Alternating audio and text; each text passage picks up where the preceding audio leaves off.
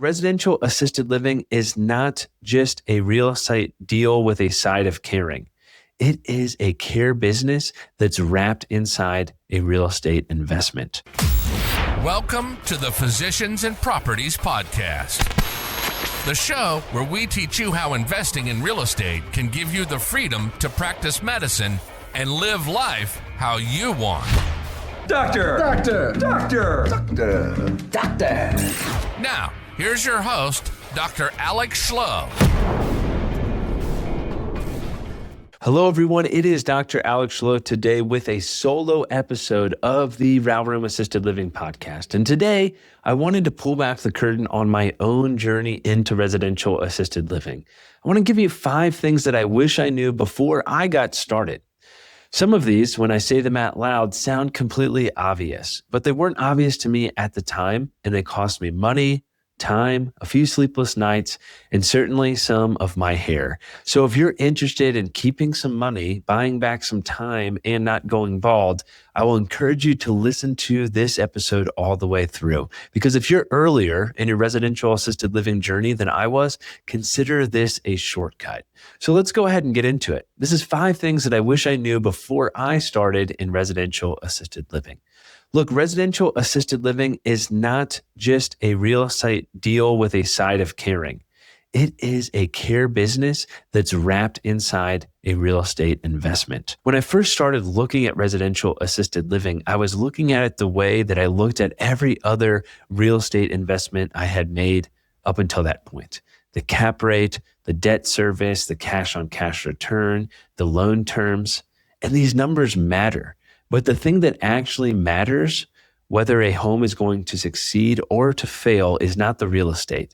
It is the operations. Residential assisted living homes will live and die by their operations. And to be frank, I am not a guru in this space. I don't know everything about operations, and we have partnered with some really amazing operators, and we have partnered with some very poor operators. But I can say we have learned a lot in this space.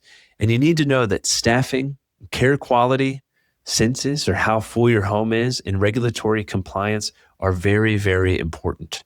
I had to relearn how to underwrite a deal in this space because the real estate is actually the easy part. The operations is where things get a little bit more complicated. And this is a line that I come back to all the time with our members in the Row Room Assisted Living Mastermind, is that this is not a get-rich-quick model. It is a build it right, and if you serve seniors with excellence, it can create financial freedom for you. And if you're evaluating your residential assisted living purely as a real estate spreadsheet or a real estate deal, you're going to miss the variable that actually makes or breaks the investment, and that is your operations. So this leads perfectly into number 2. The operator relationship will make or break you, and I underweighed that early on. Look, I can find a good property. Most investors with a real estate background can find a good property. But what I underestimated was how much of the entire return profile of the home rides on who is running that day to day. A great operator can take an average home and make it thrive. A weak operator can take a great home and run it into the ground financially and reputationally. This is incredibly important regardless of how you decide to invest in residential assisted living. You need to have an understanding of the operations, and you need to know how that impacts your bottom line. If you're going to own and operate, you're going to be much more responsible for the day-to-day operations. If you decide to lease to an operator, you need to still understand operations, but you also have to understand how to vet an operator and make sure that they are a good fit for you. This is incredibly important and something that I did not learn the full extent of until later on, and it has cost me a significant amount of money, time, and stress. Vetting an operator is a completely different skill set than vetting a property. And nobody taught that to me. We had to build this from scratch, mostly through trial and error, unfortunately, but we learned the key questions to ask and how to find and vet an operator. A few things that can be beneficial for you is to first certainly make sure that the culture is aligned.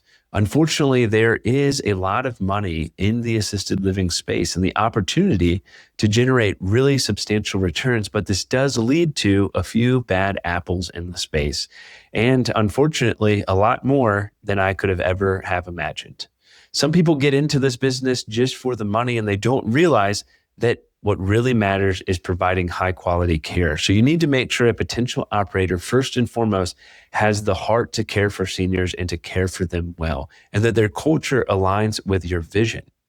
Then you can start looking at some of the other things like their financial qualifications. What does their financial statement look like? What does their credit look like? What does their criminal background check look like?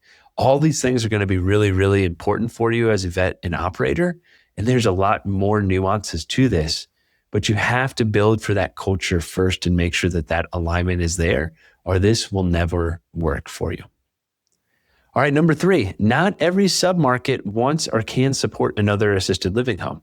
Now, the supply and demand mismatch in assisted living is absolutely massive.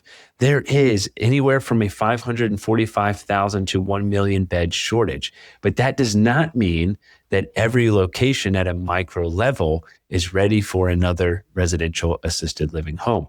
It can be easy to assume that demand for senior care is basically universal. We have the aging population, we have the growing need, and you might think, wow, I can't miss. I can just open this up anywhere I want. Well, that is directionally true at the macro level and completely misleading at the micro level. There are submarkets that are already saturated. Some have demographics that do not support private pay assisted living, so that's not going to lead to the returns that you need most commonly. Some have regulatory environments that make licensing a multi-year-long process, and you have to figure out how to finance that process. How can you fund a multi-year-long process to get licensed? So look, you need to learn how to do a real market evaluation. That's looking at the competitive density. How many homes are in your area compared to how many seniors who need high quality assisted living? What does the payer mix look like? Is it fully reliant on Medicaid? Or do you have the opportunity for private pay or perhaps a combination of both? What are the demographic trends for your area? What does the aging population look like? The median income? What does the migration look like into your area? Are tons and tons of people moving out or are people moving in? What does it look like in terms of healthcare resources in your area? And then, of course, what do the local licensing timelines look like? Before I ever look at a specific property, you need to figure all this information out and understand what that looks like before you waste time on a specific home, because you don't want to end up with a home that you just simply can't fill. All right, number 4, an empty bed is not necessarily a marketing problem, but it is the most expensive line item in the business. Look, this is a mistake that hurts operators the most because it is fixable once you see it. You need to treat marketing and resident acquisition as something that you figure out immediately. As soon as you start, as soon as you decide you want to invest in residential assisted living and you know where, that is when the marketing starts. Oftentimes, folks do this in the wrong order. They get their home up and running and then realize, oh man, how am I going to fill the beds? Because every empty bed is pure cost with no offsetting revenue. And the homes that struggle are almost always the ones that do not have anybody who owns the marketing and the lead generation system from day one. And that is incredibly important. You have to understand that isolation is expensive. That's true for the seniors that these homes are built for and who they're built to serve, but it's also true for the business itself when the beds sit empty.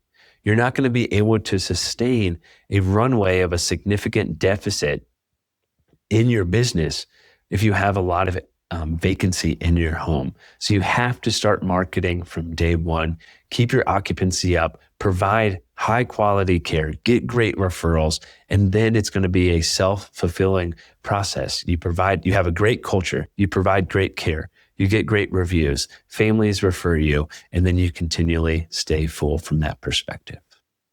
Number 5 is you do not have to learn this by trial and error. And honestly, trying to do a residential assisted living investment on your own may be a very expensive mistake. Every one of these first 4 lessons cost time, money, or both. And this is because initially when we got started, we were trying to figure this out in isolation. The single biggest accelerant for me was not a better deal or a smarter spreadsheet. It was getting around other people who are already doing this well. Operators, investors, developers who've already made the mistakes I was about to make. That is the entire reason the Row Room Assisted Living Mastermind exists, because one home can fundamentally change your financial future, but only if you build it right. And building it right is a lot faster with people who have already done it, sitting right next to you, in community with you and holding you accountable. So look, if any of this resonated with you, if you are sitting on capital, sitting on curiosity about residential assisted living, or you're already in a deal and you want to avoid the mistakes I just walked through and more, the best next step is to join our free webinar. We'll walk through exactly how residential assisted living works, what makes a good deal, and how the Row Room Assisted Living Mastermind helps you skip the expensive trial and error phase entirely. This webinar is going to be hosted at 5 p.m. Mountain Time, 7 p.m. Eastern Time on Tuesday. So make sure you sign up, completely free. We'd love to see you at the webinar. Look, this is it for the solo episode, but I want you to build wealth, serve seniors, and design a life that you love through residential assisted living. I'll see you next time. Take care. Hey, real quick, if you're still listening to this, I'm assuming you got value from it. So I need your help specifically. My 2-year vision with this podcast is to help 100,000 physicians learn how investing in real estate can give you the freedom to practice medicine and live life how you want. There are 2 main ways that a podcast grows.